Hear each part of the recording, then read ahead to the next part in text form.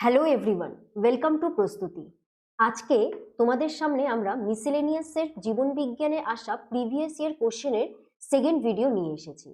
এর আগে আমরা একটি ভিডিও অলরেডি আপলোড করেছি ইউটিউবে, তার লিঙ্ক তোমরা ডিসক্রিপশন বক্সে পেয়ে যাবে। আর আজকের ভিডিওর যে পিডিএফটা সেটাও তোমাদের আমরা ডিসক্রিপশন বক্সে প্রোভাইড করে দেবো। তো চলো শুরু করি। ফার্স্ট কোশ্চেনটা দেখতেই পাচ্ছ, বলেছে যে অ্যাসক্যারিয়াসিসের সংক্রমণ কিসের মাধ্যমে হয়। তো দেখো তোমরা এখানে ছবিতে বুঝতেই পারছো যে এই যে রোগটা আছে, অ্যাসক্যারিয়াসিস যে রোগটা আছে, সেই রোগে কি হয় মূলত তোমার হচ্ছে পেটে ব্যথা বা অস্বস্তি ফিলিং বা বমি বমি ভাব বা ডায়রিয়া টাইপের ফিলিং হয়, ঠিক আছে। তো এই যে অসুখটা আছে, এই যে সংক্রমণটা আছে, এটি মূলত গোল্ড কৃমি দ্বারা হয়ে থাকে। এই গোলকৃমির প্রচলিত নাম হচ্ছে অ্যাসকারিস, ওকে। আর এই গোলকৃমি অ্যাকচুয়ালি হলো একটি পরজীবী কৃমি যা মানুষের ক্ষুদ্রান্তে প্রেজেন্ট থাকে, ওকে। আর এই গোলকৃমি মানে অ্যাসকারিয়াসিসের সংক্রমণ আমাদের শরীরে কি করে হয়, এটি হচ্ছে মূলত দেখা যায় যে স্যানিটেশন যদি ঠিকঠাক না থাকে তখন মানে এই রোগটা আমাদের হয়ে থাকে। তো এই রোগ থেকে বাঁচার উপায় কি? এখান থেকে বাঁচার উপায় হচ্ছে যদি আমাদের স্যানিটেশন ব্যবস্থা উন্নত হয় তাহলে এই অ্যাসকারিয়াসের সংক্রমণ থেকে বাঁচা যায়। তাহলে এই যে কোশ্চেনটা পরীক্ষায় এসেছিল, এর সঠিক উত্তর কি হবে, যে এই সংক্রমণ কিসের মাধ্যমে হয়? তো উত্তর হবে সি, সংক্রমিত খাদ্য। নেক্সট কোশ্চেনে চলে যাই। কোশ্চেন নাম্বার 2 বলেছে স্তন গ্রন্থি কোন গ্রন্থির পরিবর্তিত রূপ। তো এখানে দেখতেই পাচ্ছ চারটা অপশনের মধ্যে এর সঠিক উত্তরটি হবে ঘর্মগ্রন্থি। তো দেখো তোমরা বুঝতেই পারছো এই যে ঘর্মগ্রন্থি যে আছে, এই ঘর্মগ্রন্থি আর স্তন গ্রন্থি অ্যাকচুয়ালি এই দুটি গ্রন্থি কাজের দিক থেকে সম্পূর্ণ আলাদা, ঠিক আছে, এটা তো জানা আছে। কিন্তু এদের যদি আমরা গঠনগত দিক দেখি তাহলে গঠনগত দিক থেকে এই দুটোর মধ্যে অনেক মিল আছে। তো দেখো অ্যাকচুয়ালি কি হচ্ছে, যে স্তনগ্রন্থি হোক বা এই ঘর্মগ্রন্থি হোক, এই দুটোই হচ্ছে আমাদের এক্সোক্রিন গ্ল্যান্ড। এবার এই পরীক্ষার জন্য আমাদের এই এখান থেকে আরেকটা কোশ্চেন প্রিপেয়ার করে রাখতে হবে যে এক্সোক্রিন গ্ল্যান্ড অ্যাকচুয়ালি হয় কি। তো দেখো এক্সোক্রিন গ্ল্যান্ডগুলো হচ্ছে এমন গ্রন্থি যেখান থেকে কিছু সাবস্টেন্স, কিছু জিনিস যখন নির্গত হয় তখন সেটি একটি নালী দিয়ে নিঃসৃত হয়, ঠিক আছে। তো নর্মালি এক্সোক্রিন গ্ল্যান্ডগুলোতে কি থাকবে, এক্সোক্রিন গ্ল্যান্ডগুলিতে কি থাকবে, আমাদের একটা নালী বা ডাক্ট থাকবে। তার মানে এই স্তন গ্রন্থি হোক বা ঘর্মগ্রন্থি হোক, এদের থেকে যে তোমার জিনিসগুলো সাবস্টেন্সেস যে বেরোয় সেগুলো মেইনলি তোমার হচ্ছে কোনো নালী দিয়ে বেরোয়, ওকে। আর তোমরা পরীক্ষার জন্য আরেকটা পয়েন্ট মনে রাখতে পারো যে আমাদের শরীরে যে সোয়েট, টিয়ার, স্যালাইভা, মিল্ক, ডাইজেস্টিভ জুসেস, এই সমস্ত কিছু যে বের হয় সেগুলো কোন গ্রন্থি থেকে বের হয়, এক্সোক্রিন গ্ল্যান্ড থেকে বের হয়, ওকে। নেক্সট কোশ্চেন দেখি। কোশ্চেন নাম্বার 3 বলেছে নিচের কোনটির গ্রিন হাউস প্রভাব নেই। এবার দেখো এখানে অপশনস গুলি তোমরা দেখতেই পাচ্ছ। এবার দেখো এবার এখানে তাহলে বুঝতে পারছো এর সঠিক উত্তর দাগানোই আছে। অ্যান্সার হবে সি, সালফার ডাই অক্সাইড, ওকে। সালফার ডাই অক্সাইড হচ্ছে এর সঠিক উত্তর হবে। এবার দেখো প্রথমে দেখে নাও গ্রিন হাউস প্রভাব অ্যাকচুয়ালি কি হয়, ঠিক আছে। এবার দেখো কি বলেছে যে আমরা জানি সূর্য হচ্ছে আমাদের সকল শক্তির মূল উৎস, এবং এই সূর্য থেকে কি হয়, আমাদের পৃথিবীতে আলো আসে, ঠিক আছে। এবার কি হয়, এই সূর্য থেকে আসা আলোর বেশিরভাগ অংশই কি হয়, আবার রিফ্লেক্ট হয়ে মহাশূন্যে ফিরে যায়। কিন্তু এই সূর্যের আলোর মানে সূর্যের যে সোলার যে এনার্জি আছে, তার কিছুটা পোর্শন আমাদের বায়ুমণ্ডলে অবস্থিত গ্যাসেস লাইক হচ্ছে কার্বন ডাই অক্সাইড হোক বা জলীয় বাষ্প হোক বা নাইট্রাস অক্সাইড হোক বা মিথেন হোক, ওজোন হোক বা ক্লোরোফ্লোরোকার্বন, হাইড্রোফ্লোরোকার্বন, পারফ্লোরোকার্বন, এই সমস্ত গ্যাসগুলি কি করে, কিছু কিছু তাপকে শোষণ নেয়, সূর্য থেকে আসা যে তাপ তার কিছুটা অংশ শোষণ করে নেয়, ঠিক আছে। এবং এর ফলে আমাদের পৃথিবী পৃষ্ঠের উষ্ণতা কি হয়, একটু ইনক্রিজ করে দেয়, ওকে। তাহলে এই ঘটনাটাকে আমরা কি বলি, গ্রিন হাউস এফেক্ট বলি। এবার এই গ্রিন হাউস সম্বন্ধে আরেকটু ডিটেলে তোমরা যদি জানতে চাও, আমাদের প্রিভিয়াস ভিডিওসগুলোতে আমরা গ্রিন হাউস গ্যাস সম্বন্ধে, গ্রিন হাউস প্রভাব সম্বন্ধে অলরেডি ডিসকাস করেছি। তো সেখান থেকে তোমরা আরেকটু ক্লিয়ার আইডিয়া পেয়ে যাবে, ওকে। তাহলে মোটামুটি বুঝতে পারলা যে green house gas, green house প্রভাব কি, আর এখানে গ্রিন হাউস গ্যাসের নামগুলো বলে দেওয়া আছে। তো পরীক্ষায় এই গ্রিন হাউস গ্যাসের নাম থেকেও কোশ্চেন আসে, তো তোমরা এই সবগুলো নাম মানে মাথায় রাখবে, ওকে। ওকে ওকে, নেক্সট দেখো। এবার এখানে আমি অলরেডি এই স্লাইডে গ্রিন হাউস প্রভাব কি সেটা লিখে দিয়েছি, তো তোমরা একটু পড়ে নিতে পারো। আর একটা কথা, এই গ্রিন হাউস গ্যাস কি করে, আমি যেভাবে বললাম যে সূর্যের আলোর কিছুটা অংশ ট্র্যাপ করে নেয়, যার ফলে পৃথিবীর উষ্ণতা বেড়ে যায়। এবং এবার যদি এই গ্যাস, ধরো কার্বন ডাইঅক্সাইডের পরিমাণ যে নর্মাল যে রেঞ্জটা আছে সেখান থেকে যদি বেড়ে যায়, তাহলে কি করবে, সেই গ্যাসেসগুলো বেশি পরিমাণে এনার্জি শোষণ করবে, এবং বেশি যদি এনার্জি শোষণ করে তার মানে কি পৃথিবীর পৃষ্ঠের উষ্ণতা ক্রমাগত বৃদ্ধি হতে থাকবে, এবং সেই জিনিসটাকে আমরা কি বলি, গ্লোবাল ওয়ার্মিং বলে থাকি। ঠিক আছে, ওকে, বোঝা গেল। নেক্সট কোশ্চেনে চলে আসে। কোশ্চেন নাম্বার 4 বলেছে অনাল গ্রন্থি কি নিঃসরণ করে। দেখো অনাল গ্রন্থি মানেটা কি, দেখো অনাল গ্রন্থি মানে অন্তঃক্ষরা গ্রন্থি। ঠিক আছে, এবার একটু আগে আমরা যে স্তন গ্রন্থি বা ধর্মগ্রন্থি দেখেছিলাম, আমি বলেছিলাম সেই গ্রন্থিগুলি হচ্ছে তোমার এক্সোক্রিন গ্ল্যান্ড। ঠিক আছে, তার মানে ওই গ্রন্থির সাথে কি আছে, পার্টিকুলার কিছু কিছু ডাক্ট বা নালী যুক্ত আছে। কিন্তু অনাল বা অন্তঃক্ষরা গ্রন্থি হচ্ছে এমন গ্রন্থি যেগুলি নালীবিহীন গ্রন্থি। তার মানে এই গ্রন্থি থেকে যে সাবস্টেন্সেস গুলো বেরোয়, যেগুলোকে আমরা হরমোন বলে থাকি ধরো, সেগুলো ডিরেক্টলি কোথায় গিয়ে মেশে, রক্তে গিয়ে মেশে। ঠিক আছে, তাহলে ডিরেক্টলি তোমার রক্তের সাথে মেশে এই অন্তঃক্ষরা গ্রন্থি থেকে যে হরমোন নিঃসরণ হয়, তাহলে এই যে কোশ্চেনটা আছে এর সঠিক উত্তর কি হবে, ডি হরমোন হবে। ওকে, এটা গেল পরীক্ষার কোশ্চেন। এবার তোমাদের এখান থেকে কিছু এক্সট্রা ইনফরমেশন কালেক্ট করতে হবে। সেটা হচ্ছে আমাদের মানব দেহে কি, মানে যেগুলো মেজর মেজর অন্তঃক্ষরা গ্রন্থি আছে সেগুলোর নাম তোমাদেরকে একটু জানতে হবে, আর তার থেকে কি হরমোন সিক্রেট হয় আর সেগুলো কি কাজ করে, এগুলো পরীক্ষায় কোশ্চেন আসতে পারে। তো দেখো আমি তোমাদের এই ছবিতে দেখিয়ে দিয়েছি যে ধরো হাইপোথ্যালামাস, এইটি একটি অন্তঃক্ষরা গ্রন্থি, এটা কোথায় আছে দেখো, বুঝতেই পারছো, মস্তিষ্কের এখানে প্রেজেন্ট। তারপর পিটুইটারি গ্ল্যান্ড তোমার আছে সেখানে, এটাও তোমার এখানে প্রেজেন্ট, যাকে আমরা কি বলি, মাস্টার গ্ল্যান্ড বলি পিটুইটারি গ্ল্যান্ডকে। তারপর তোমার থাইরয়েড গ্ল্যান্ড আছে, প্যারাথাইরয়েড গ্ল্যান্ড কোথায় অবস্থিত, অ্যাড্রিনাল গ্ল্যান্ড কোথায় অবস্থিত বুঝতেই পারছো। ঠিক আছে, তারপরে কি আছে, প্যানক্রিয়েজ আছে যাকে আমরা অগ্নাশয় বলে থাকি, আর ফিমেলের ক্ষেত্রে ওভারিজ আছে, আর মেলের ক্ষেত্রে, পুরুষের ক্ষেত্রে কি আছে, টেস্টেস আছে। এগুলো কিসের নাম, এগুলো অন্তঃক্ষরা গ্রন্থির উদাহরণ। ঠিক আছে, এবার তোমাদের এই চারটে বলে দেওয়া হয়েছে যে প্রত্যেকটা যে গ্ল্যান্ডের নাম বললাম, যেমন ধরে নাও পিনিয়াল গ্ল্যান্ড, এই পিনিয়াল গ্ল্যান্ড থেকে কি হরমোন বেরোয়, মেলাটোনিন। এবার এর ফাংশনটা মনে রাখবা, এটা আমাদের বডির বায়োলজিক্যাল ক্লক মেনটেন করে রাখে। সিমিলারলি পিটুইটারি গ্ল্যান্ড থেকে এফএসএইচ মানে follicle stimulating hormone, ADH growth hormone, oxytocin, prolactin, এই সমস্ত হরমোন বেরোয়। যেমন ধরে নাও তোমাকে বললাম যে প্রোল্যাকটিন, এই প্রোল্যাকটিন হরমোনের ফাংশন কি, এর ফাংশন হচ্ছে মিল্ক প্রোডাকশন করা। ওকে, তারপর বললাম অ্যাড্রিনাল গ্ল্যান্ড, এই গ্ল্যান্ড থেকে অ্যাড্রেনালিন আর কর্টিসল বেরোয়। এবার যেমন একে আমরা বলি ফাইট বা ফ্লাইট হরমোন, এই কর্টিসল হচ্ছে অ্যান্টি স্ট্রেস হরমোন। ধরো আমাদের খুব বেশি স্ট্রেস হচ্ছে, তখন এই হরমোনটা রিলিজ হচ্ছে আর আমাদের স্ট্রেসটাকে কন্ট্রোল করছে, তাই জন্য একে আমরা এর ফাংশনটা কি, অ্যান্টি স্ট্রেস। তারপর প্যানক্রিয়াস, এটা খুবই ইম্পর্টেন্ট কোশ্চেন, যে প্যানক্রিয়াস থেকে কোন কোন হরমোন বেরোয়, ইনসুলিন আর গ্লুকাগন। এদের কাজ হচ্ছে আমাদের রক্তে ব্লাডের সুগার লেভেলকে মেনটেন করে রাখা। ওকে, আচ্ছা, এবার ধরো নেক্সট যদি ওভারি থেকে এস্ট্রোজেন প্রোজেস্টেরন বেরোয়, এর মেইন কাজ হচ্ছে মেনস্ট্রুয়াল সাইকেলকে রেগুলেট করা। টেস্টিস থেকে কি বাড়ায়, টেস্টোস্টেরন বাড়ায়। এটার মেইন হচ্ছে কি কাজ, মেল ক্যারেক্টারিস্টিক্স গুলোকে এ হচ্ছে শো করে।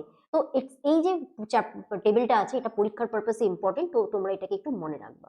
নেক্সট কোশ্চেনে চলে যাই, কোশ্চেন নাম্বার 5, অ্যামিবার গমন অঙ্গের নাম কি।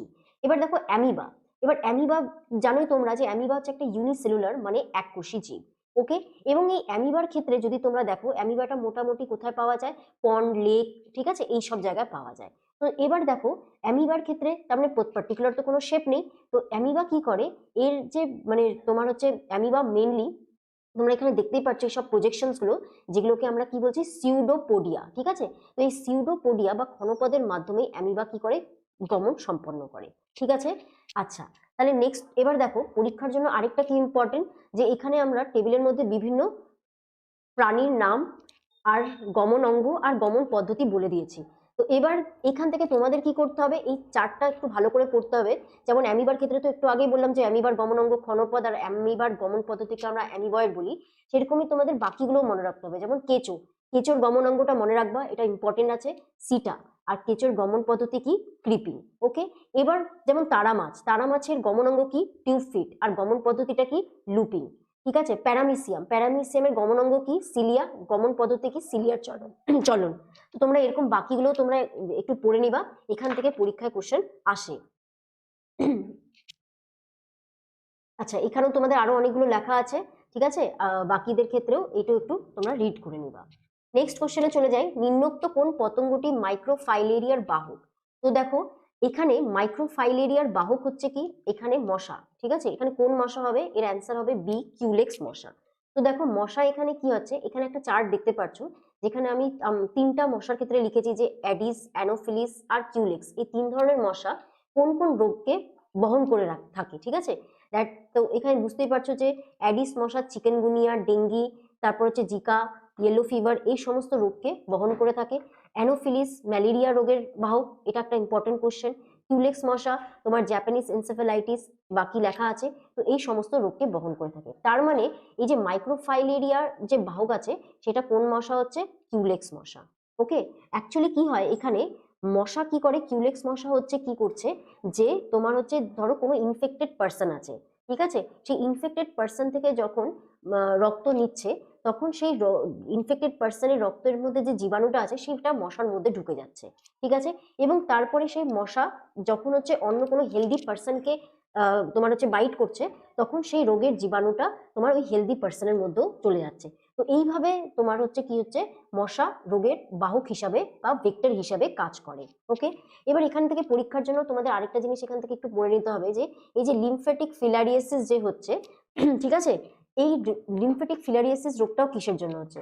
এবার মনে রাখবা এটি একটি পরজীবী কৃমি দ্বারা সৃষ্ট রোগ, এবং যেটি মেইনলি 90% কেসেস যে যার জন্য হয়ে থাকে তার নাম হচ্ছে উচেরিয়া ব্যাংক্রফটি, ঠিক আছে, এই নামটা মনে রাখবা। আর এই লিমফ্যাটিক ফিলারিয়াসিস এই রোগটি অ্যাকচুয়ালি নেগলেক্টের একটা ট্রপিক্যাল ডিজিজ, ক্রান্তীয় অঞ্চলে একটি সংক্রামক রোগ।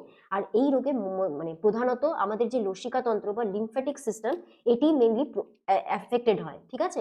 আর এই রোগে দেখতেই পারছো এই ছবিতে যে এখানে তোমার বডির বিভিন্ন পার্টগুলোর কি হয়, অ্যাবনর্মাল গ্রোথ দেখা যায়, ঠিক আছে। তো এই হাতির মতন ধরো পাগুলো এরকম টাইপের হয়ে যাচ্ছে, এই জন্য লিমফ্যাটিক ফিলারিয়াসিসকে আমরা এলিফ্যান্টিয়াসিসও বলে থাকি। ওকে, তো এটা মনে রাখবা। নেক্সট কোশ্চেন হচ্ছে কি বলেছে, একবীজপত্রী ও দ্বিবীজপত্রী ফুলের মধ্যে তফাৎ কি? তো এবার একবীজপত্রী আর দ্বিবীজপত্রী দেখো, প্রথমে আমরা একটু ডেফিনেশন দেখে নিই। একবীজপত্রী মানে যাদের যে উদ্ভিদের বীজে একটি মাত্র বীজপত্র বা কটিলেডন থাকে, তাদেরকে আমরা একবীজপত্রী উদ্ভিদ বলি। যেমন হচ্ছে ধান, গম বা ভুট্টা গাছ। আর দ্বিবীজপত্রী উদ্ভিদ হলো যাদের বীজে দুটি বীজপত্র থাকে বা দুটি কটিলেডন থাকে, ঠিক আছে, ডাইকট যেটা। তো সেগুলো হচ্ছে আম গাছ, জাম গাছ, কাঁঠাল গাছ, এটসেট্রা। মানে এই দ্বিবীজপত্রী উদ্ভিদের মানে এগুলো অ্যাকচুয়ালি কি বৃক্ষ টাইপের, ঠিক আছে। তো এবার এই যে কোশ্চেনটা তাহলে যেটা আছে, সেখানে এর অ্যান্সার হচ্ছে আমাদের হবে একবীজপত্রীর ফুল দ্বিবীজপত্রী থেকে বড় হয়। তো এবার দেখো এখান থেকে আরেকটু ইনফরমেশন তোমাদের জানতে হবে যে এই একবীজপত্রী আর দ্বিবীজপত্রীর মধ্যে যে পার্থক্যগুলো কি কি। তো দেখো আমি যেরকম প্রথমে বললাম যে একবীজপত্রী বা মনোকটের একটি কটিলেডন বা একটি বীজপত্র থাকে, ডাইকটিলেডনের দুটি বীজপত্র থাকে। আর যদি তোমরা বাকি পার্থক্যগুলোও দেখো, যে মনোকটের রুট যদি দেখি তাহলে সেটা হচ্ছে ফাইব্রাস টাইপের রুট, মানে এই টাইপের রুট। আর ডাইকটের রুটটা কি, ট্যাপ রুট টাইপের, ঠিক আছে। যদি তোমরা লিফের ডিফারেন্সটা দেখো, তাহলে মনোকট মানে একবীজপত্রীর যে পাতা, ঠিক আছে, তার যদি আমরা শিরা বিন্যাসগুলো দেখি তাহলে এটা প্যারালাল টাইপের, ঠিক আছে। আর সেখানে ডাইকট বা দ্বিবীজপত্রীর ক্ষেত্রে নেট টাইপের আমরা শিরা দেখতে পারি। আর একবীজপত্রীর ফুলগুলো মাল্টিপলস অফ 3 এরকম থাকে, আর ডাইকটের থাকে 4 বা 5 হিসাবে, ঠিক আছে। তাহলে এটা একটু মনে রাখবা। আর এখানে সাইডে তোমাদের একবীজপত্রী আর দ্বিবীজপত্রীর আরো এক্সাম্পল গুলো দেওয়া আছে, এগুলো তোমরা একটু পরীক্ষার জন্য মনে রাখবা। যেমন ধরো আম, ঠিক আছে, আম গাছটা তোমার এটা কোনটা হবে, এটা ডাইকটের মধ্যে পড়বে, মনে রাখবা এটা। নেক্সট কোশ্চেন দেখি, আংশিক মূল পরজীবী হলো, এখানে 4টি অপশন আছে, তো এটা সঠিক উত্তর হবে বি, চন্দন গাছ। তো দেখো প্রথমে আমাদের জানতে হবে মূল পরজীবী বা রুট প্যারাসাইট হয় কি। তো রুট প্যারাসাইট মানে হচ্ছে এমন একটি অর্গানিজম, যেই অর্গানিজমটা ও নিজের নিউট্রিয়েন্টস লাইক ওয়াটার হোক, মিনারেল হোক বা খাওয়ার হোক, যে কিছু হোক, সেটা অন্য কোনো অর্গানিজম থেকে এক্সট্রাক্ট করে, তো সেটাই হচ্ছে আমাদের মূল পরজীবী। এবার যদি কোনো অর্গানিজম টোটালি বা কমপ্লিটলি অন্য কোনো অর্গানিজমের উপর ডিপেন্ডেন্ট হয় ফর ওয়াটার, মিনারেল বা ফুড, তাহলে তাকে আমরা বলবো টোটাল রুট প্যারাসাইট, ঠিক আছে, সম্পূর্ণরূপে অন্যের উপর ডিপেন্ডেন্ট। আর সেই যদি দেখা যায় যে তোমার যে একটা অর্গানিজম আছে যে টোটালি না বাট পার্শিয়ালি অন্য কোনো অর্গানিজমের উপর ডিপেন্ডেন্ট ওয়াটার বা মিনারেলের জন্য, বাট সে নিজের থেকেও খাবার তৈরি করে, সাপোজ সে নিজেও ফটোসিনথেসিস বা সালোক সংশ্লেষ প্রক্রিয়া করছে, যদি পার্শিয়ালি ডিপেন্ডেন্ট হয় তাহলে তাকে আমরা বলবো আংশিক মূল পরজীবী বা পার্শিয়াল রুট প্যারাসাইট। তাহলে এবার দেখো, তাহলে এর উদাহরণ কি হবে, স্যান্ডেলউড বা চন্দন গাছ, এটি অ্যাকচুয়ালি হচ্ছে পার্শিয়াল রুট প্যারাসাইট। তাহলে এই কোশ্চেনটার সঠিক উত্তর কি হচ্ছে, চন্দন গাছ। এবার তোমরা এখান থেকে আরেকটা এক্সট্রা একটা ইনফরমেশন মনে রাখবা, যে আমি যে টোটাল রুট প্যারাসাইটের কথা বললাম, তো মনে রাখবা যে রাফলেশিয়া যেটা হচ্ছে তোমার ওয়ার্ল্ডের বিগেস্ট ফ্লাওয়ার, এই ছবিতে বুঝতেই পারছো এই ফুলটা কত বড়, এই ফুলটাও রাফলেশিয়াও কি হবে, একটা টোটাল রুট প্যারাসাইটের উদাহরণ। ওকে, নেক্সট কোশ্চেন দেখি এবার, নেক্সট কোশ্চেন বলেছে লালারসে উপস্থিত উৎসেচকের নাম কি? তো চারটা অপশন দেওয়া আছে। তো মনে রাখবা লালারস থেকে যে উৎসেচকটা বের হয় তার নাম হচ্ছে টায়ালিন, ঠিক আছে, যাকে আমরা স্যালাইভারি অ্যামাইলেজও বলে থাকি। এবার দেখো কি হয়, যখন আমরা খাবার খাই তখন মানে ওই খাবারের মধ্যে কি থাকে আমরা জানি, কার্বোহাইড্রেট, প্রোটিন, ফ্যাট এটসেট্রা থাকে। তো সেই যে কার্বোহাইড্রেট বা শর্করা বা শ্বেতসার হলো, ঠিক আছে, তার ডাইজেশন আমাদের মুখ থেকে শুরু হয়ে যায় খাবার মুখে দেওয়ার সাথে সাথে। তো এবার এই মুখের মধ্যে যখনই আমাদের খাবার যায় তখনই স্যালাইভারি অ্যামাইলেজ কি করে, যে এটি হচ্ছে শ্বেতসার বা স্টার্চকে ডাইজেস্ট করতে শুরু করে দেয়, ঠিক আছে। তো এই তার মানে এটা সঠিক উত্তর কি হবে, সি, টায়ালিন বা স্যালাইভারি অ্যামাইলেজ। আর মনে রাখবা এখানে যে এই স্যালাইভারি অ্যামাইলেজ কাজ করার জন্য ক্ষারীয় মাধ্যমের দরকার হয়। তার মানে তোমার মিডিয়ামটা কি হওয়া উচিত, ক্ষারীয় হওয়া উচিত। ওকে, আরেকটা জিনিস এখান থেকে এক্সট্রা ইনফরমেশন মনে রাখবা, যে হচ্ছে লালারসের আরেকটা তোমার এনজাইম থাকে যার নাম হচ্ছে লাইসোজাইম। এই লাইসোজাইম এনজাইমের মেন কাজ হচ্ছে, এটি হচ্ছে একটা অ্যান্টিব্যাকটেরিয়াল এজেন্ট হিসেবে কাজ করে। ওকে, আচ্ছা, নেক্সট আমরা যদি দেখে নিই, আচ্ছা এখান থেকে আরেকটু ইনফরমেশন তোমরা পরীক্ষার জন্য মনে রাখতে পারো, যেহেতু তোমার অপশনগুলোতে আরো আছে, ধরো ইরিপসিন, কাইমোটিপসিন বা ট্রিপসিন। তো এই সমস্ত উৎসেচকের যদি আমরা কাজগুলো দেখি, তো মনে রাখবা যে এই ইরিপসিন যে এনজাইমটা আছে, এটা তোমার পাওয়া যায় হচ্ছে ইন্টেস্টিনাল জুসে। আর এটা সিক্রেট কে করে, আমাদের ইন্টেস্টাইন এটাকে সিক্রেট করে। আর এই ইরিপসিনের মেন কাজ হচ্ছে প্রোটিনকে ডাইজেস্ট করতে হেল্প করে।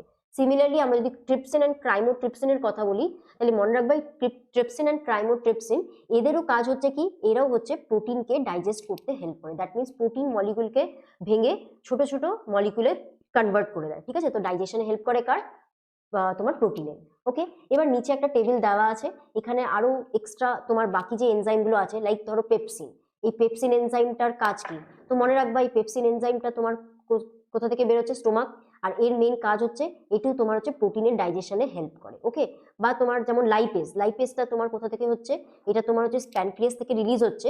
বাট এর যে কাজটা আছে, লাইপেজ যে নিজের কাজ করবে মানে ডাইজেশন যখন করবে, সেটা কোথায় গিয়ে করবে, স্মল ইন্টেস্টাইন বা ক্ষুদ্রান্তে গিয়ে করবে। আর এই লাইপেজের কাজ কি, ফ্যাটকে ব্রেক ডাউন করা, ঠিক আছে, ফ্যাটের ডাইজেশনে। তো এরকম বাকিগুলোও লেখা আছে, তোমরা এই লিস্টটা একবার পড়ে নিও। নেক্সট কোশ্চেন দেখি, লজ্জাবতী উদ্ভিদের যে চলন দেখা যায় তার নাম।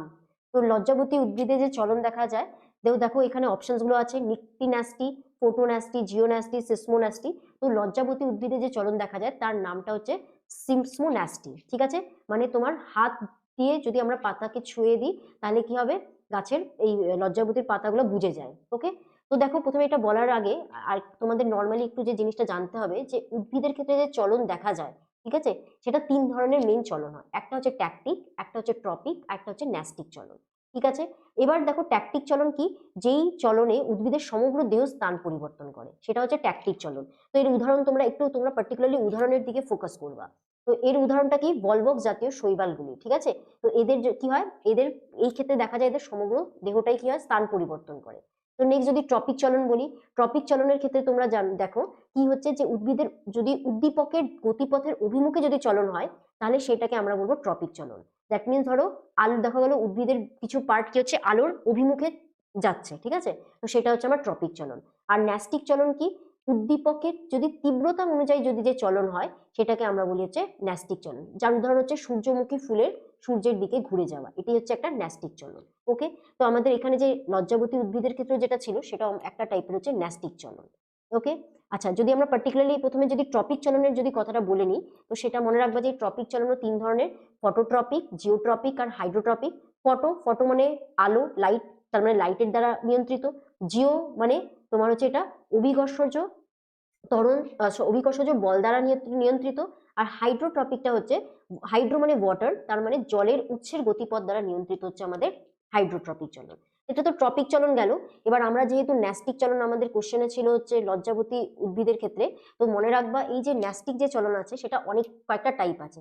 যেমন ধরো এই নিকটিন্যাস্টি, এই চলনটাতে কি হয় মেনলি, এইখানে তোমার যে মুভমেন্টটা হয় সেটা হচ্ছে লাইট অ্যান্ড টেম্পারেচারের জন্য হয়, ঠিক আছে।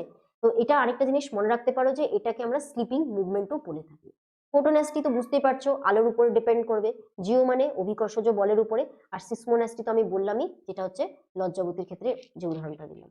ওকে, নেক্সট কোশ্চেনে চলে যাই। নেক্সট কোশ্চেনটা বলেছে যে থাইরয়েড গ্রন্থির কম ক্ষরণে হয় চারটা রোগের নাম আছে, মিক্সিডিমা, গ্রেভস বর্ণিত রোগ, এক্স অপথ্যালমিক গলগন্ট আর গলগন্ট।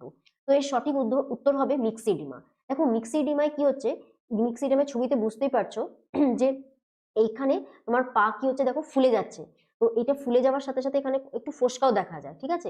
তো মনে রাখবা এই মিক্সিডিমাটা কি জন্য হচ্ছে, থাইরয়েড গ্রন্থির কম ক্ষরণের জন্য হচ্ছে, এটা প্রাপ্তবয়স্কদের মধ্যে মেনলি দেখা যায়। গ্রেভস বর্ণিত রোগ, এখানে কি হচ্ছে চোখগুলো বড় বড় হয়ে যাচ্ছে। তো মনে রাখবা এই গ্রেভস বর্ণিত রোগ আর এক্স অপথ্যালমিক গলগণ্ড, ঠিক আছে, এই গ্রেভস বর্ণিত রোগকে আগে এক্স অপথ্যালমিক গলগণ্ড বলা হতো। তো এই দুটি মেনলি কি হয়, থাইরক্সিনের অধিক ক্ষরণে হয়ে থাকে। আর গলগণ্ড রোগ বুঝতেই পারছো ছবিতে যে এখানে কি হয়, আয়োডিনের অভাবে এটি মেনলি হয়ে থাকে, এখানে গলা কি হচ্ছে, এখানে হচ্ছে এটা ফুলে যাচ্ছে, ঠিক আছে। নেক্সট কোশ্চেন, বীজহীন ফল উৎপন্ন করতে ব্যবহৃত হরমোনের নাম কি? তো এর সঠিক উত্তরটা কি হবে, অক্সিন। এবার দেখো, বাট এখানে আমাদের পরীক্ষার পারপাসে বাকি যে অপশনস গুলো আছে সেগুলোর সম্বন্ধে একটু আইডিয়া রাখতে হবে। তো নেক্সট আমি এই চার্ট একটা দেওয়া হয়েছে এখানে তোমাদের। তো এই চার্টের মধ্যে তোমার বিভিন্ন যে হরমোনস গুলো আছে, উদ্ভিদ হরমোন, সেই উদ্ভিদ হরমোনের নাম আর সে কি কাজ করে সেটা লেখা আছে। তো যেমন অক্সিন হরমোন, তো অক্সিন হরমোন তো একটা তো বুঝতেই পারলা, কোশ্চেন আছে বীজহীন ফল উৎপন্ন করতে সাহায্য করে। আর কি কি কাজ আছে, সেলের ইলংগেশনকে প্রমোট করে, ঠিক আছে। তারপর ধরো লিভস মানে পাতা, আর ধরো ফ্রুট, এদের এজিং কে ডিলে করে, ওকে।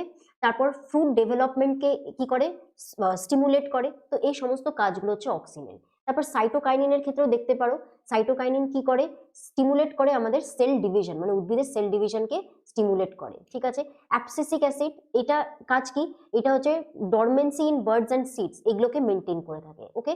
আচ্ছা, জিব্বারেলিনের কাজ কি, জিব্বারেলিন হচ্ছে ধরো স্প্রাউটিং, বার্ড যে স্প্রাউট হবে, স্প্রাউটিং, ফ্লাওয়ারিং, ফ্রুট ডেভেলপমেন্ট, ঠিক আছে, সিডের জার্মিনেশন, এই পয়েন্টটা তোমরা মনে রাখবা। তো এই সমস্ত কাজে তোমার জিব্বারেলিন তোমার হেল্প করে। আর ইথিলিন, এটা পরীক্ষায় আগে কোশ্চেন এসেছে, আমরা অলরেডি এটা আগে ভিডিওতে ডিসকাস করেছি। তো ইথিলিনের মেন কাজ কি, এটা ফল পাকাতে, ঠিক আছে, promote fruit and leaf drop, ঠিক আছে, এজিং ইন লিভস, সব থেকে মেন হচ্ছে রাইপেনিং অফ ফ্রুট, ঠিক আছে, এটাতে হেল্প করে। তো এগুলো হচ্ছে ফাংশন। নেক্সট কোশ্চেন দেখে নি, ম্যালেরিয়ার জীবাণু বাহক আবিষ্কারক কে? তো দেখো ম্যালেরিয়ার জীবাণুর আবিষ্কারক হচ্ছে, তোমরা জানো, রোনাল্ড রস, ঠিক আছে, ইনি হচ্ছে ম্যালেরিয়ার জীবাণু আবিষ্কার করেছেন। এবার তোমরা বাকি যে নামগুলো আছে তাদের ক্ষেত্রেও তারা কি কি আবিষ্কার করেছিলেন এটাও একটু জেনে রাখো পরীক্ষার পারপাসে। তো দেখো রোনাল্ড রস তো বলেই দিলাম। ল্যামার্ক মনে রাখবে যে ল্যামার্ক অভিব্যক্তির ব্যবহার ও অপব্যবহারের সূত্রের প্রণেতা, ঠিক আছে। জিজে মন্ডল বংশবিদ্যার জনক। আর ডিভ্রিস হচ্ছে মিউটেশন তত্ত্ব দিয়েছিলেন, ঠিক আছে। তো এটা তোমরা হচ্ছে মনে রাখবা। নেক্সট কোশ্চেনে চলে যাই, করোটি স্নায়ুর সংখ্যা মানবদেহে কত? করোটির স্নায়ু, এটার অ্যান্সার হচ্ছে হবে 12 জোড়া, ঠিক আছে। তো এখানে 12 জোড়ার নাম লেখা আছে, তো তোমরা জাস্ট যদি ইচ্ছা হয় একটু রিড করে নিও। এখানে তোমাদের আরেকটা কোশ্চেন যেটা মনে রাখতে হবে সেটা হচ্ছে মানবদেহে করোটির সংখ্যা তো বললামই 12 জোড়া, বা সুষুম্না স্নায়ুর সংখ্যা হচ্ছে 31 জোড়া। কত? 31 জোড়া। তো এখানে সুষুম্না স্নায়ুর সংখ্যা হচ্ছে 31 জোড়া, এটা মনে রাখবা। নেক্সট কোশ্চেন দেখো, নাম্বার 15 বলেছে, একটি শঙ্কর লম্বা মটর গাছের সঙ্গে একটি বামন গাছের নিষেক ঘটালে F1 গাছের মধ্যে লম্বা এবং বেটে এই দুটো রেশিও গাছের ফেনোটাইপ হার কি হবে, ঠিক আছে। এবার দেখো প্রথমে এই কোশ্চেনটার জন্য মনে রাখবা যে যদি আমরা বলি এই যে ফেনোটাইপ কথাটা, ঠিক আছে, তো ফেনোটাইপ কথাটার মানেটা হচ্ছে জীবের চারিত্রিক বৈশিষ্ট্যের বাহ্যিক প্রকাশকে আমরা ফেনোটাইপ বলে থাকি, ঠিক আছে। তো দেখো এটা একটু বলে দিচ্ছি তোমাদের যে এই কোশ্চেনটা হচ্ছে আমাদের বংশগতির থেকে আছে। তো তোমরা এখানে একটু মনে রাখবা যে তোমার হচ্ছে এবার নেক্সট কোশ্চেন নাম্বার 15, একটি শঙ্কর লম্বা মটর গাছের সঙ্গে একটি বামন গাছের নিষেক ঘটালে F1 গাছের মধ্যে লম্বা ইস্টু বেটে গাছের ফেনোটাইপ হার কি হবে? তো দেখো এই কোশ্চেনটা আছে তোমার বংশগতি চ্যাপ্টারে, এটা বংশগতি চ্যাপ্টার একটা ইম্পর্টেন্ট কোশ্চেন। আর তোমরা এখান থেকে হয়তো তোমরা জানো যে বংশগতির যদি আমরা ফাদার অফ জেনেটিক্স বলে থাকি তো ওনার নাম হচ্ছে তোমার গ্রেগর জন মেন্ডেল। আর এই গ্রেগর জন মেন্ডেল কি করেছিলেন, তিনি হচ্ছে বংশগতির সূত্র দিয়েছিলেন। তিনি অ্যাকচুয়ালি দুটো সূত্র দিয়েছিলেন বংশগতির উপরে, একটি হচ্ছে পৃথক ভবন সূত্র, ঠিক আছে, আর আরেকটি সূত্র হচ্ছে স্বাধীন সঞ্চালন সূত্র। তো মেন্ডেল কি করেছিলেন, মটর গাছের বিভিন্ন বৈশিষ্ট্য নিয়ে দুটি পরীক্ষা করার পরে এই বংশগতির সূত্র দিয়েছিলেন, ঠিক আছে। এবার তোমরা যদি বংশগতি রিলেটেড, তোমার যেহেতু এই চ্যাপ্টারটা খুবই ইম্পর্টেন্ট, তো এই বংশগতি চ্যাপ্টারের উপর আমাদের একটা ডিটেল একটা ক্লাস তোমাদের দেওয়া হবে। তো তোমরা হচ্ছে আমাদের চ্যানেলে এটি এই রিলেটেড ক্লাস হচ্ছে পেয়ে যাবে। তো দেখো বাট এই পার্টিকুলার এই কোশ্চেনের জন্য যদি আমাদের বুঝতে হয় এর উত্তরটা, তাহলে এখান থেকে শুধু আমাদের দুটো জিনিস জানতে হবে।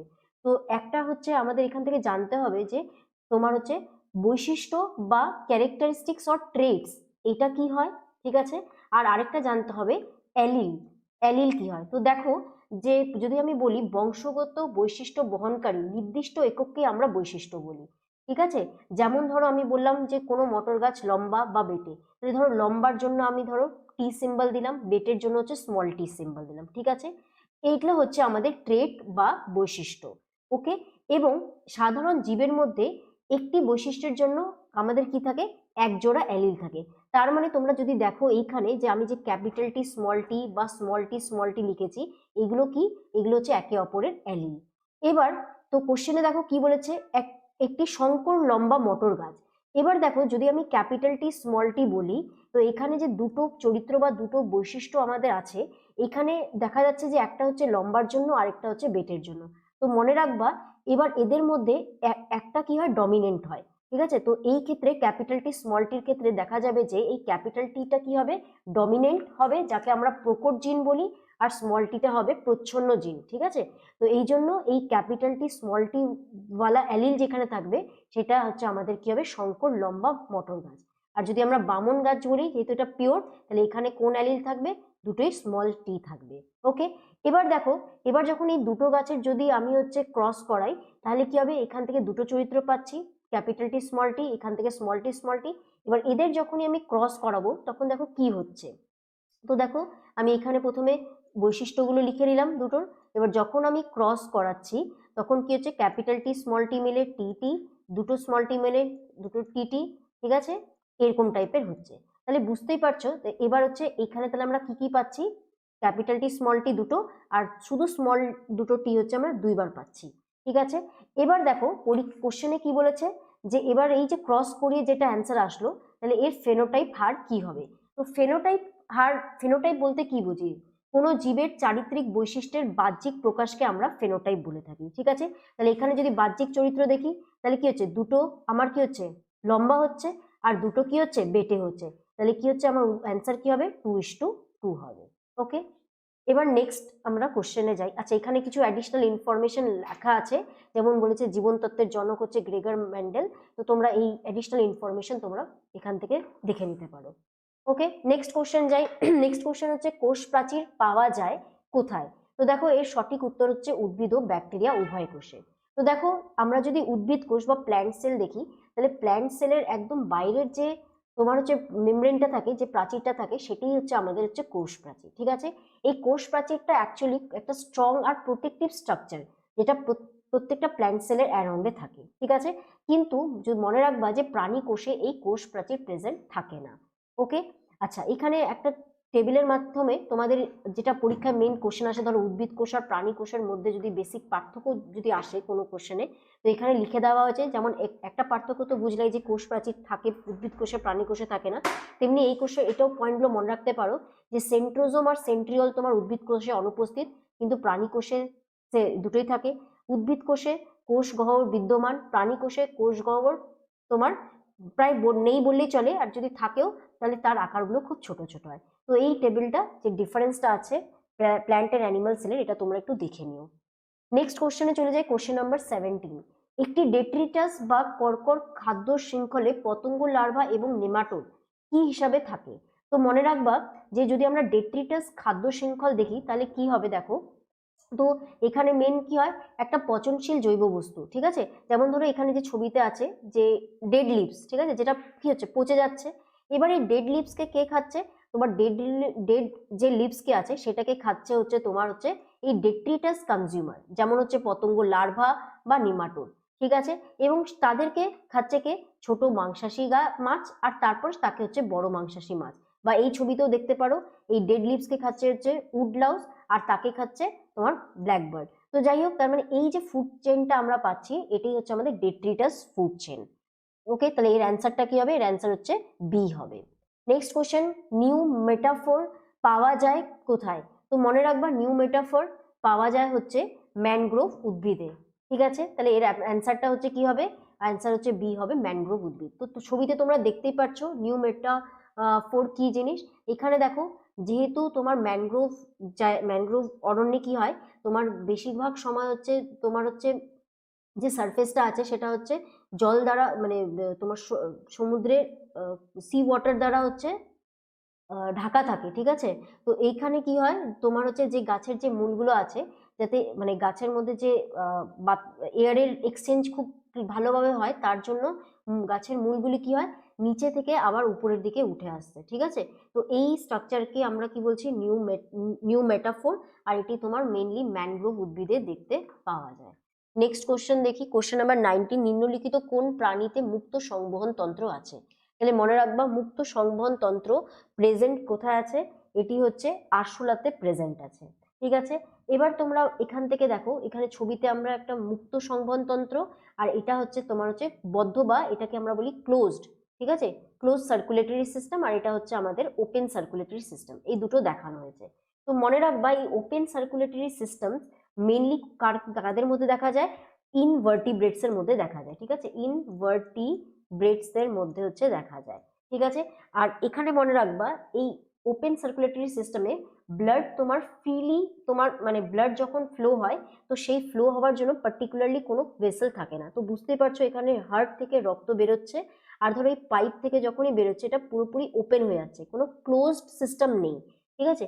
বাট ইন কেস যদি আমরা ক্লোজ সার্কুলেটরি সিস্টেম দেখি, তাহলে এখান থেকে দেখো বোঝাই যাচ্ছে যে হার্ট থেকে রক্ত বেরোচ্ছে, এবং রক্ত বেরোয় কি হচ্ছে, তোমার হচ্ছে ক্যাপিলারিসতে ডিভাইড হচ্ছে, এবং তারপর সেটা আবার কম্বাইন হয়ে আরেকটা ভেসেল, ব্লাড ভেসেল তৈরি করছে, আবার সেটা হার্টে যাচ্ছে। তার মানে এখানে ব্লাড একটা প্রপার একটা ক্লোজ সিস্টেমের মধ্যে দিয়ে ফ্লো হচ্ছে, ঠিক আছে। এটা হচ্ছে ক্লোজ সার্কুলেটরি সিস্টেম। আর মনে রাখবা যে ক্লোজ সার্কুলেটরি সিস্টেম প্রধানত ভার্টিব্রেটস আর কিছু কিছু ইনভার্টিব্রেটস লাইক আর্থওয়ার্ম, এদের ক্ষেত্রে হচ্ছে দেখা যায়, ঠিক আছে। তার মানে ক্লোজ সার্কুলেটরি সিস্টেমে মনে রাখবা, এদের ক্ষেত্রে কি থাকে, পার্টিকুলারলি ভেসেলস থাকে, ঠিক আছে, যেটা হচ্ছে রক্তকে কন্ডাক্ট করে। নেক্সট কোশ্চেন দেখি, অভিব্যক্তি বা বিবর্তনের তত্ত্ব অর্জিত বৈশিষ্ট্যের বংশানুসরণ কার মতবাদ? তো মনে রাখবা, এর সঠিক উত্তর হচ্ছে ল্যামার, ওকে। তো আর বাকি তোমরা এখান থেকে আরেকটু মনে রাখতে পারবা, এখানে লিখে দেওয়া হয়েছে যে বিভিন্ন তত্ত্ব, ধরো তোমার হচ্ছে বিভিন্ন তত্ত্বর ক্ষেত্রে কে কোনটার প্রস্তাবক, ঠিক আছে। তো যেমন মেন্ডেলের ক্ষেত্রে বলাই হলো, মেন্ডেল বংশগতিবিদ্যার জনক, ঠিক আছে। তারপর হচ্ছে ভ্রিস্কি হচ্ছে মিউটেশন থিওরি দিয়েছেন। ডারউইন তোমার মনে রাখবা natural selection, struggle for existence, ঠিক আছে। ল্যামার্ক তো আগে বলা হয়েছে। তো এই জায়গাগুলো তোমরা একটু দেখে নিবা। নেক্সট কোশ্চেন নাম্বার 21, কোন কলা পাতায় প্রস্তুত খাদ্য উদ্ভিদ দেহে পরিবহন করে? তো দেখো, এটার অ্যান্সার কি হবে, তোমার অ্যান্সার হচ্ছে সি হবে, ফ্লোয়েম। তোমরা জানো গাছের ক্ষেত্রে গাছ কি করে, গাছের মধ্যে দুটো ভাস্কুলার সিস্টেম থাকে, একটা হচ্ছে জাইলেম, ঠিক আছে, একটা হচ্ছে জাইলেম আর একটা হচ্ছে ফ্লোয়েম, একটা জাইলেম আর একটা তো ফ্লোয়েম লেখাই আছে। তো এই জাইলেমের সাহায্যে গাছ কি করে, গাছ হচ্ছে তোমার হচ্ছে ওয়াটার আর হচ্ছে মিনারেল, ঠিক আছে, তোমার হচ্ছে শোষণ করে, ঠিক আছে। তাহলে আর যখন গাছ হচ্ছে এই জল নিয়ে তোমার হচ্ছে সূর্যালোকের উপস্থিতিতে কার্বন ডাইঅক্সাইড এটসেট্রা সহায়তায় যখন খাদ্য তৈরি করে, সেই খাবারটা গাছের প্রত্যেকটা জায়গায় পৌঁছে দেওয়ার দায়িত্বটা কার, দায়িত্বটা হচ্ছে ফ্লোয়েমের, ঠিক আছে। তাহলে মনে রাখবা এর অ্যান্সারটা, তাহলে উদ্ভিদের প্রস্তুত খাদ্য উদ্ভিদ দেহে পরিবহন কে করে, তোমার ফ্লোয়েম করে। নেক্সট কোশ্চেন হচ্ছে, দেহকোষের ডিপ্লয়েড নিউক্লিয়াসকে কি বলে? তো দেহকোষের ডিপ্লয়েড নিউক্লিয়াসকে কি বলে, এর অ্যান্সার হচ্ছে হবে ডি, হেটারোক্যারিয়ন, ঠিক আছে। তো হেটারোক্যারিয়ন হচ্ছে মানে এমন একটা সেল, যেই সেলে তোমার দুই বা দুইয়ের বেশি নিউক্লিয়াই প্রেজেন্ট থাকে, এবং যারা জেনেটিক্যালি একে অপরের থেকে ডিফারেন্ট হয়, তাহলে এটা হচ্ছে হেটারোক্যারিয়ান। তো আর তোমরা প্রো নিউক্লিয়াস কি হয় সেটাও মনে রাখতে পারো, যে প্রো নিউক্লিয়াস ডিনোট কি করে, যে ডিনোট দ্যাট দ্য নিউক্লিয়াস যেটা হচ্ছে আইদার স্পার্ম ইয়া এগ সেলে তোমার ফার্টিলাইজেশন প্রসেসের সময় যে পাওয়া যায়, সেটাই হচ্ছে আমার প্রো নিউক্লিয়াস, ওকে। আচ্ছা, এবার নেক্সট কোশ্চেন দেখি, শ্বাসনালী ফুলকা দেখা যায় যে প্রাণীতে? তো মনে রাখবা, এখানে এর উত্তর হবে এ, লিমুলাস বা রাজ কাঁকড়া, ঠিক আছে। তো আর পরীক্ষায় এখান থেকে ধরো আরো কয়েক অন্যান্য যে অ্যানিমালস গুলো আছে, তাদের ক্ষেত্রেও রেসপিরেটরি অর্গানস গুলো পরীক্ষায় আসতে পারে। তো এখানে একটা চার্ট লিস্ট দেওয়া আছে, যেখানে প্রত্যেকটা অ্যানিমালের রেসপিরেটরি অর্গানগুলো লেখা আছে। যেমন যে লিমুলা যেটা কোশ্চেন এসেছে, দেখো তার অ্যান্সার হচ্ছে কি, তোমার শ্বাসনালী ফুলকা বা বুক গিলস। তো বাকিগুলো যেমন আর্থওয়ার্মের ক্ষেত্রে কি হয়, ঠিক আছে। তো ইনসেক্টের ক্ষেত্রে ট্র্যাকিয়া হয়, স্করপিয়নের ক্ষেত্রে বুক লাংস হয়। তো এগুলো তোমরা একটু এই টেবিলটা একটু দেখে নিও। নেক্সট কোশ্চেন নাম্বার 24, নিম্নলিখিত কোনটি পিরিমিডিন বেস নয়? তো দেখো তোমরা জানো যে তোমরা জানো যে হচ্ছে ডিএনএ বা আরএনএ এর ক্ষেত্রে আমরা জানি যে দু ধরনের বেস থাকে, ঠিক আছে, একটা পিরিমিডিন বেস আর একটা হচ্ছে পিউরিন বেস। এক সেকেন্ড। এবার পিরিমিডিন যে বেস আছে, পিরিমিডিন বেসে কি কি থাকে? সাইটোসিন আর হচ্ছে থায়ামিন, ঠিক আছে। তো এখানে মনে রাখবা ডিএনএ এর ক্ষেত্রে থাকে পিরিমিডিন বেসে থাকে সাইটোসিন আর থায়ামিন, আর পিউরিন বেস হিসেবে থাকে অ্যাডিনিন আর গুয়ানিন। আর আরএনএ এর ক্ষেত্রে সবগুলো এক, শুধুমাত্র মনে রাখবা এই থায়ামিনের জায়গায় থাকে ইউরাসিল নামক বেস, ঠিক আছে। তো এবার এখানে যদি কোশ্চেনটা দেখি পিরিমিডিন কোনটি বেস নয়, তো দেখো এই যে গুয়ানিন যেটা আছে, তাহলে এই গুয়ানিনটা কি কোথায় আছে? গুয়ানিনটা পিউরিন বেসে আছে, তাহলে এর অ্যান্সারটা কি হবে? বাকি সবগুলো পিরিমিডিন, বাট গুয়ানিনই তোমার কি হবে? পিরিমিডিন বেস নয়, because it is purine base. Next question দেখি, কোশ্চেন নাম্বার 25, মানব হৃৎপিণ্ডের প্রাকৃতিক পেসমেকারটি হলো, ঠিক আছে। এখানে চারটা অপশন আছে, SA node, AV node, myocardium বা উপরের কোনোটি নয়। তো মনে রাখবা এর সঠিক উত্তর হবে answer option A, SA node. তো মনে রাখবা এসএ নোড, এসএ নোডের যদি আমরা ফুল ফর্ম আমি বলি, তাহলে এসএ নোডের ফুল ফর্ম কি? সাইনো আর্ট্রিয়াল নোড, ঠিক আছে। আর এভি নোড যেটা আছে, এভি নোডের হচ্ছে ফুল ফর্ম হচ্ছে আর্ট্রিও ভেন্ট্রিকুলার নোড। এবার মনে রাখবা এই এসএ নোড কি করে, তোমার আমাদের হৃৎপিণ্ডে এই এসএ নোড যেটা আছে, সেই এসএ নোড একটি ইলেকট্রিক্যাল সিগন্যাল জেনারেট করে, ঠিক আছে, যেটা তোমার যে হার্টের যে উপর আপার চেম্বার, মানে এই যে উপরের যে চেম্বারগুলো আছে, মানে আর্টিয়াম যেগুলো আছে, সেগুলো কি হয়? এই ইলেকট্রিক্যাল সিগন্যালের ফলে এই চেম্বারটা হচ্ছে কন্ট্রাক্ট হয়, ঠিক আছে, সংকুচিত হয়। এবং সংকুচিত হওয়ার ফলে সেই সিগন্যালটা তোমার পাস হয়ে যায় কোথায়? এভি নোডে, ঠিক আছে। এবং সেই এভি নোড কি করে? তারপর যে নিচের যে চেম্বারটা আছে, ভেন্ট্রিকল যে আছে, সেখানে সে কন্ট্রাকশন করে, ঠিক আছে। তারপর এর ফলে তোমার হচ্ছে রক্তের পরিবহন হয়। তো যাই হোক, তো মনে রাখবা এই যে এসএ নোড বা সাইনো আর্ট্রিয়াল যে নোড আছে, এটি মানবদের পেসমেকার, নর্মাল ন্যাচারাল পেসমেকার হিসেবে কাজ করে। নেক্সট কোশ্চেন দেখি, সুষম খাদ্যে কার্বোহাইড্রেট, ফ্যাট ও প্রোটিনের অনুপাত কি? তো সুষম খাদ্য হচ্ছে এমন খাদ্য যার মধ্যে প্রত্যেকটি, যেমন হচ্ছে কার্বোহাইড্রেট, ফ্যাট, ভিটামিন, প্রোটিন, এই সমস্ত জিনিস কি থাকবে? পার্টিকুলার একটা নির্দিষ্ট প্রপোর্শনে থাকবে, ওকে। তো মনে রাখবা যে এই সুষম খাদ্যে এই তিনটি নিউট্রিয়েন্টের যে রেশিও থাকা উচিত, সেই রেশিওটা হচ্ছে 4:1:1, তাহলে এর অ্যান্সার হচ্ছে option number C. Next question number 27, পৃথিবীর গড় উষ্ণতা বৃদ্ধিতে কার্বন ডাই অক্সাইডের ভূমিকা কি? এবার দেখো আমরা যখন আজকে এই কোশ্চেনটা ডিসকাস করলাম গ্রিন হাউস প্রভাব, সেখানে আমি বলেছিলাম যে কার্বন ডাই অক্সাইড একটি গ্রিন হাউস গ্যাস হিসাবে কাজ করে, তার মানে এই কার্বন ডাই অক্সাইডের একটি পার্টিকুলার ভূমিকা আছে পৃথিবীর গড় উষ্ণতা বৃদ্ধি করতে, ওকে। এবং মূলত দেখা যায় যে বাকি সবগুলো যে গ্যাসেস আছে যারা এই পৃথিবীর উষ্ণতা বৃদ্ধিতে পার্টিসিপেট করে, তাদের মধ্যে কার্বন ডাই অক্সাইডের পার্সেন্টেজটা অনেকটা বেশি। কত? তোমার কার্বন ডাই অক্সাইডের হচ্ছে উষ্ণতা বৃদ্ধিতে কত পার্সেন্টেজ? মোটামুটি 13% থাকে। বাট আরেকটা জিনিস মনে রাখবা যে যতগুলো যে গ্রিন হাউস গ্যাসেস আছে, এই গ্যাসের মধ্যে যদি আমরা কন্ট্রিবিউশন যদি বলি, তাহলে কার্বন ডাই অক্সাইডের কন্ট্রিবিউশন ওয়াইজ পার্সেন্টেজ অনেক বেশি, যেটা হচ্ছে আমার 16%। তাহলে মনে রাখবা যদি আমরা কন্ট্রিবিউশন যদি বলি গ্যাস হিসাবে, তাহলে সেটা 60%, আর গড় উষ্ণতা বৃদ্ধিতে তোমার হচ্ছে এর ভূমিকা কত? Option A 13%। নেক্সট কোশ্চেন হচ্ছে, স্তন্যপ্রায় প্রাণীর স্নায়ুকোষ সর্বদা যে অবস্থায় থাকে সেটি হলো, এখানে চারটা অপশন আছে। তো মনে রাখবা যে এখানে যখনই সেল ডিভিশন তোমরা পড়বে তো তখন দেখতে পারবে যে সেল ডিভিশনের ক্ষেত্রে আমরা হচ্ছে কয়েকটা ফেজ পাই। যেমন হচ্ছে ধরো প্রথম ফেজ হচ্ছে ধরো G1, যেটাকে আমরা সেল গ্রোথ বলি। তারপর এস ফেজ, যেখানে সেলের ক্ষেত্রে যে ডিএনএ আছে সেলের মধ্যে তার রেপ্লিকেশন হয়, মানে ডুপ্লিকেশন হয়। তারপর আবার হচ্ছে সেল কি করে, সেল ডিভিশন মানে কি, একটা সেল ভেঙে তোমার হচ্ছে দুটো সেল দিবে। তো প্রথম ধরো G1 দশায় সেল প্রিপেয়ার হচ্ছে, গ্রোথ হচ্ছে, এস দশায় সেলের মধ্যে ডিএনএ এগুলো নিজেকে রেপ্লিকেট করছে, আর G2 দশায় সেল হচ্ছে ওই ভাঙার জন্য, মানে মাইটোসিস প্রক্রিয়ার জন্য রেডি হচ্ছে। এবং G2 দশার পরে আমরা মেন কি পাই? মাইটোসিস দশা পাই, মানে যেখানে মেনলি সেলের হচ্ছে চারটি দশা, যেমন প্রোফেজ, মেটাফেজ, অ্যানাফেজ, টেলোফেজ। এই চারটি ফেজের মাধ্যমে সেলের নিউক্লিয়াসের ডিভিশন হচ্ছে। তারপর সাইটোকাইনেসিসের সময় তোমার সেলের সাইটোপ্লাজম ডিভিশন হচ্ছে, এবং সেল তখন দুটো ডটার সেলে ডিভাইড হয়ে যাচ্ছে। এবং এবার দেখা যায় যদি ওই পার্টিকুলার যে সেলটা তৈরি হলো সেটা যদি আবার যদি ডিভাইড হতে চায় তাহলে সে কি হয়, পুনরায় আবার ওই সাইকেলে চলে যাবে। আদারওয়াইজ সে কি করবে, সে যদি এই নেক্সট আবার সেল ডিভিশনে না মানে যাওয়ার আগে কি হয়, সে যদি রেস্ট পিরিয়ডে চলে যায় বা ধরো ডিভিশন না হতে চায় তাহলে সে চলে যাবে হচ্ছে G0 পিরিয়ডে। তো তার মানে এই যে প্রাণীদের যে স্নায়ুকোষ আছে সেটি কোন মেনলি দশায় থাকে, সে হচ্ছে G0, ঠিক আছে, G0 দশায় থাকে। দ্যাট মিনস আমরা মনে রাখবো যে স্নায়ুকোষ সে ডিভিশনটা প্রায় হয় না, ঠিক আছে। নেক্সট কোশ্চেন নাম্বার 29, বদ্ধ সংবহন তোমার হচ্ছে বদ্ধ সংবহনের প্রবাহক কে আবিষ্কার করেন? তো বদ্ধ সংবহন তন্ত্র কি, মানে ক্লোজ সার্কুলেটরি সিস্টেম আর ওপেন সার্কুলেটরি সিস্টেম কি হয় আমরা আগেই একটা কোশ্চেনে ডিসকাস করেছি, তো এখানে আর ডিসকাস করছি না। তো মনে রাখবা যে এইটি আবিষ্কার করেন কে, উইলিয়াম হার্ভে, ঠিক আছে, উইলিয়াম হার্ভে।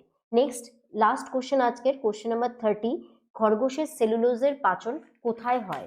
তো দেখো মনে রাখবা যে খরগোশের ক্ষেত্রে দেখো নর্মালি কি হয়, মানবদের যদি আমরা যদি ডাইজেস্টিভ সিস্টেম দেখি, তো এখানে একটা ছবির মাধ্যমে দেখানো হয়েছে যে মানবদের আর খরগোশের ডাইজেস্টিভ সিস্টেমের ডিফারেন্সটা কি। তো দেখো এখানে সেলুলোজ যে থাকে, তোমরা জানোই যে হিউম্যানের ক্ষেত্রে কি হয়, হিউম্যানের ডাইজেস্টিভ সিস্টেমে সেলুলোজকে ডাইজেস্ট করার মতন এনজাইম প্রেজেন্ট থাকে না। তো আমরা সেলুলোজ মেনলি ডাইজেস্ট করতে পারি না। কিন্তু খরগোশের ক্ষেত্রে কি হয়, খরগোশের ডাইজেস্টিভ সিস্টেমে যে এই সিকামটা থাকে, এই সিকামটা মেনলি কি হেল্প করে, তোমার সিকাম তোমার সেলুলোজের পাচনে হেল্প করে। আর এদের কি হয়, কিছু কিছু ডাইজেস্টিভ এনজাইমও থাকে যারা হচ্ছে তোমার হচ্ছে সেলুলোজ পাচনে হেল্প করে। তো খরগোশের যদি সেলুলোজের পাচন যদি কেউ কোশ্চেন বলে যে খরগোশের সেলুলোজের পাচন কোথায় হয়, তো মেনলি এটা কোথায় হয়, মেনলি হচ্ছে এটা সিকামে হয়। তো আজকে আমরা এই 30টা কোশ্চেন ডিসকাস করলাম। তো এটা আমাদের সেকেন্ড ভিডিও। নেক্সট আরেকটা পার্ট আসবে যেখানে আমরা বাকি জীবন বিজ্ঞানে আসা মিসেলেনিয়াসের প্রিভিয়াস এর কোশ্চেনগুলো ডিসকাস করব। Thank you.